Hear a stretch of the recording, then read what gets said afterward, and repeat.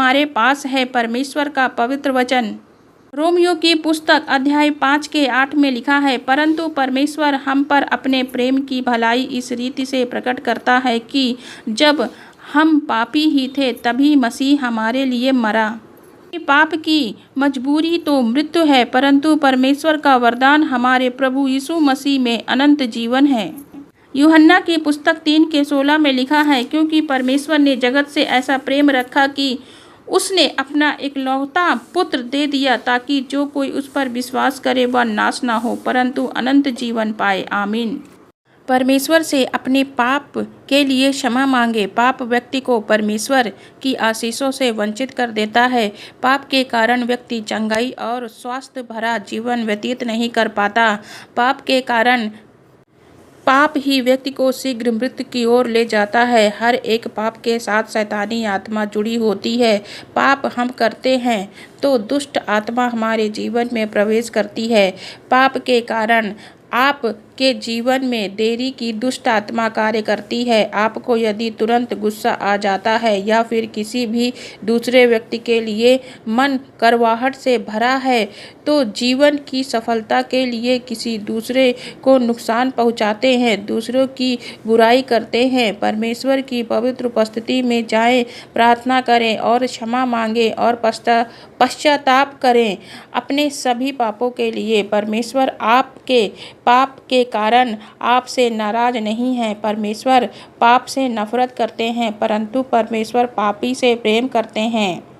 वचन में लिखा है, यदि हम अपने पापों को मान लें तो वह हमारे पापों को क्षमा करने और हमें सब अधर्म से शुद्ध करने में विश्वास योग्य और धर्मी है। आप यदि इस वीडियो को सुनकर सभी जन अपने अपने पापों को मान लेते हैं तो परमेश्वर आपको क्षमा कर देंगे आपके पापों के लिए। इस प्रार्थना वीडियो को लोगों तक शेयर करें, जिससे सभी परमेश्वर के वचन को दूसरे तक पहुंचाने में सहयोग करेंगे और परमेश्वर के आशीष के भागीदार बनेंगे, क्योंकि हमारा परमेश्वर पापों से छुटकारा देने वाला है। आप सभी भाई बहन को समझ के साथ प्रभु आगे बढ़ाएंगे और प्रोत्साहित करेंगे अपने जीवन में आगे बढ़ने के लिए, सभी पाप से छुटकारा पा सकेंगे। आप सभी को अपने आप को परमेश्वर के सामने नम्र करके विश्वास और उपवास के साथ प्रार्थना करनी है। इस प्रार्थना को सुनकर विश्वास के साथ अपने जीवन में स्वीकार करें। इस समय जो भी हालात आपके जीवन में हैं उनको प्रभु के आगे रखें। परमेश्वर आपके जीवन में कार्य करेंगे। तो इस वीडियो को पूरा देखें। मेरे भाई और बहनों, जब हम परमेश्वर के वचन को जीवन में रिसीव करते हैं, अंगीकार करते हैं, तो आप विश्वास में आगे बढ़ते हैं, वचन को पूरा समझते हैं। सचेत हो और जागते रहो, क्योंकि तुम्हारा विरोधी शैतान गरजने वाले सिंह की नाई इस खोज में रहता है कि किसको फाड़ खाए। विश्वास में दृढ़ होकर और यह जानकर उसका सामना करो कि तुम्हारे भाई जो संसार में हैं ऐसे ही दुख भोगते रहें। हे बालकों, तुम परमेश्वर के हो और तुमने उन पर जय पाई है, क्योंकि जो तुम में है वह उससे जो संसार में है बड़ा है। मैं तुमसे सच कहता हूँ कि जो कोई इस पहाड़ से कहे कि तू उखड़ जा और समुद्र में जा पड़ और अपने मन में संदेह न कर, वरन प्रतीति करे कि जो कहता हूँ वह हो जाएगा, तो उसके लिए वही होगा। हे मेरे परमेश्वर, मुझको शत्रुओं से बचा, मुझे ऊंचे स्थान पर रखकर मेरे विरोधियों से बचा। मुझको बुराई करने वालों के हाथों से बचा और हत्यारों से मेरा उद्धार कर। हे यहोवा, जो मेरे साथ मुकदमा लड़ते हैं उनके साथ तू भी मुकदमा लड़। जो मुझसे युद्ध करते हैं उनसे तू युद्ध कर। ढाल और भाला लेकर मेरी सहायता करने को खड़ा हो। बर्छी को खींच और मेरा पीछा करने वालों के सामने आकर उनको रोक और मुझसे कह कि मैं तेरा उद्धार हूँ। मैं तेरे कामों को जानता हूँ। देख, मैंने तेरे सामने एक द्वार खोल रखा है जिसे कोई बंद नहीं कर सकता, क्योंकि मेरे लिए एक बड़ा और उपयोगी द्वार खुला है और विरोधी बहुत से हैं। और मैं दाऊद के घराने की कुंजी उसके कंधे पर रखूंगा और वह खोलेगा और कोई बंद ना कर सकेगा, वह बंद करेगा और कोई खोल ना सके। क्योंकि मैं तुमसे सच कहता हूँ, यदि तुम्हारा विश्वास राई के दाने के बराबर भी हो तो इस पहाड़ से कह होगे कि यहाँ से सरक कर वहाँ चला जा तो वह चला जाएगा और कोई बात तुम्हारे लिए अनहोनी ना होगी। यीशु ने उससे कहा, यदि तू कर सकता है, यह क्या पता है, विश्वास करने वालों के लिए सब कुछ हो सकता है। मैं शांति से लेट जाऊंगा और सो जाऊंगा, क्योंकि हे यहोवा, केवल तू ही मुझको एकांत में निश्चिंत रहने देता है। जितने हथियार तेरी हानि के लिए बनाए जाएं, उनमें से कोई सफल ना होगा, और जितने लोग मुद्दई होकर तुझ पर नालिश करें, उन सबों से तू जीत जाएगा। यहोवा के दासों का यही भाग होगा और वे मेरे ही कारण धर्मी ठहरेंगे। यहोवा की यही वाणी है, क्योंकि तुम्हारा परमेश्वर यहोवा तुम्हारे शत्रुओं से युद्ध करने और तुम्हें बचाने के लिए तुम्हारे संग चलता है। हे यहोवा, मुझे चंगा कर, तब मैं चंगा हो जाऊंगा, मुझे बचा, तब मैं बच जाऊंगा, क्योंकि मैं तेरी ही स्तुति करता हूँ। यदि तू अपने परमेश्वर यहोवा का वचन तन मन धन से सुने और जो उसकी दृष्टि में ठीक है वही करे, और उसकी आज्ञाओं पर कान लगाए और उसकी सब विधियों को माने, तो जितने रोग मैंने मिस्रियों पर भेजा है उनमें से एक भी तुझ पर न भेजूंगा, क्योंकि मैं तुम्हारा चंगा करने वाला यहोवा हूँ। बचे अहंकार से बचने के लिए नम्र बने, परमेश्वर का हर रोज धन्यवाद करें। मुझे सब कुछ परमेश्वर की आशीषों से मिला है। हम आपका धन्यवाद करते हैं प्रभु। इस प्रकार आप सभी परमेश्वर का धन्यवाद करें। जो अपने को छोटा करता है वही बड़ा बनता है। हर एक काम के लिए परमेश्वर को श्रेय दे। सभी कामों का श्रेय परमेश्वर को देते हैं तो हमारा अहंकार धीरे धीरे खत्म होने लगता है। मनुष्य की बर्बादी का दूसरा कारण है लोभ। लोभ का मतलब है धन संपत्ति, सांसारिक सुख। लोभ से हमारी आत्मा दूषित होती है। धन से मोह करना हर प्रकार की बुराइयों का जड़ है। वचन से स्पष्ट होता है, जब व्यक्ति को धन संपत्ति, जमीन जायदाद के पीछे भागता है, वह अपने वास्तविक लक्ष्य तक नहीं पहुंच पाता। बाइबल में लिखा है, एक ऐसे पति पत्नी थे जिन्होंने संपत्ति का एक हिस्सा छिपा लिया, उसे परमेश्वर के भवन में नहीं दिया।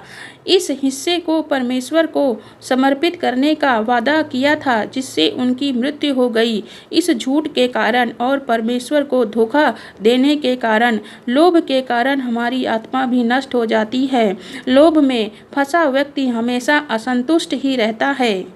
आप सभी को लोभ से बचना चाहिए, जिससे आपको धैर्यवान और संतोषी बनने का अभ्यास करें। आप धैर्य और संतोष से छोटी चीज़ों में भी सुख पाएंगे। पहला तीमुथियुस में लिखा है, संतोष सहित भक्ति बड़ी कमाई है।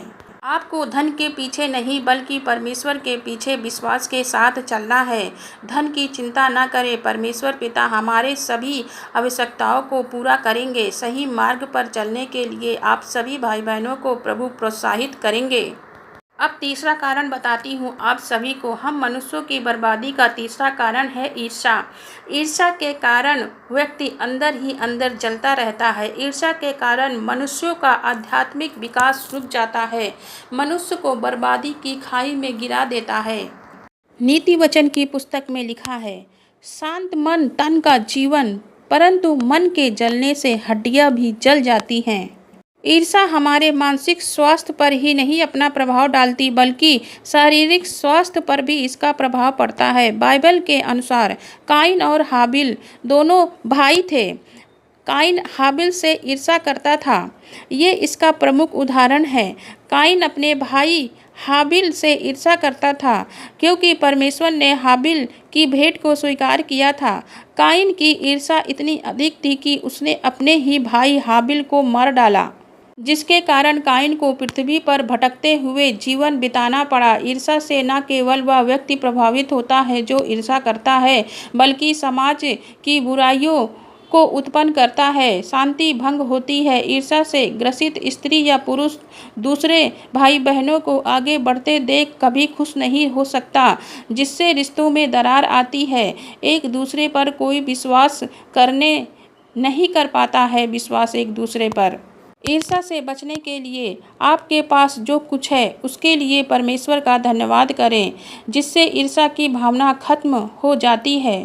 दूसरों की खुशियों में शामिल होने से आपका हृदय खुशियों से भर जाता है। अपने लक्ष्य पर ध्यान केंद्रित करें, जिसके कारण आप दूसरी चीज़ों पर ध्यान नहीं दे पाएंगे। आपका उद्देश्य जल्दी पूरा होगा। आपके अंदर से ईर्ष्या की भावना समाप्त होने लगेगी।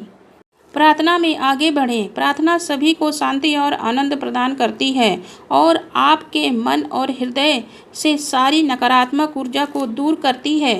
चौथा कारण है मनुष्यों की बर्बादी का अविश्वास। परमेश्वर में पूर्ण अविश्वास न करना। बाइबल कहती है, अविश्वास सबसे बड़ा कारण है मनुष्यों की बर्बादी का। विश्वास बिना उसे प्रसन्न करना अनहोना है, क्योंकि परमेश्वर के पास आने वाले को विश्वास करना चाहिए कि वह है और अपने खोजने वालों को प्रतिफल देता है। अविश्वास से कोई भी परमेश्वर को प्रसन्न नहीं करता है। परमेश्वर पर विश्वास नहीं करते हैं तो हर एक जन परमेश्वर की आशीषों और कृपा से वंचित रह जाते हैं। अविश्वास के कारण मनुष्य आध्यात्मिक रूप से कमजोर हो जाता है। यह जीवन के प्रत्येक क्षेत्र को प्रभावित करता है। उदाहरण के लिए, जब इजरायली कनान देश जा रहे थे तब उन सभी का अविश्वास उभर कर सामने आया। उन्होंने परमेश्वर के वचन पर विश्वास नहीं किया। उनके अविश्वास के कारण वे 40 वर्षों तक जंगलों में भटकते रहे। अविश्वास आपको परमेश्वर के आशीषों और कृपा से दूर कर देता है। अविश्वास के कारण मनुष्य मानसिक रूप से कमजोर हो जाता है। अविश्वास हमारे अंदर असुरक्षा की भावना को उत्पन्न करता है, जो प्रत्येक जन को सही निर्णय लेने में बाधा पहुंचाता है। आपकी निर्णय शक्ति को कमजोर कर देता है। अविश्वास से रिश्तों में अलगाव की भावना उत्पन्न होती है। अविश्वास से आप कैसे बच सकते हैं? सबसे पहले वचनों पर ध्यान दें, वचनों का मनन करें। वचनों पर ध्यान करने से आपका विश्वास बढ़ेगा। परमेश्वर पर विश्वास बढ़ने से प्रभु पर आपके मन से अविश्वास की भावना को खत्म कर देगा। बाइबल के वचन को सुबह शाम में पढ़ें। 1 घंटा वचन को गहराई से समझें, जिससे आप विश्वास में आगे बढ़ेंगे। अपनी सहनशक्ति को बढ़ाएं, धैर्य का पालन करें। आपको परमेश्वर की योजना पर विश्वास करना है। सहनशीलता के साथ धैर्य से विश्वास को मजबूत करना है। रोज परमेश्वर की पवित्र उपस्थिति में जाकर प्रार्थना करें। प्रार्थना आपको परमेश्वर के समीप लाती है। ये 4 कारण हैं मनुष्य के बर्बादी के। ये आपको गड्ढे में गिरा देती है, लेकिन परमेश्वर में बने रहने से आप इस बर्बादी से बच सकते हैं। आप नम्रता, धैर्य, सहनशीलता, संतोष को अपने जीवन में अपनाएं। आप परमेश्वर के साथ सुखमय जीवन पाते हैं। आप संकल्प शक्ति को मजबूत बनाएं। आप सभी संकल्प लीजिए कि आप नकारात्मकता से दूर रहेंगे, परमेश्वर के वचनों को हर एक जन तक पहुंचाएंगे।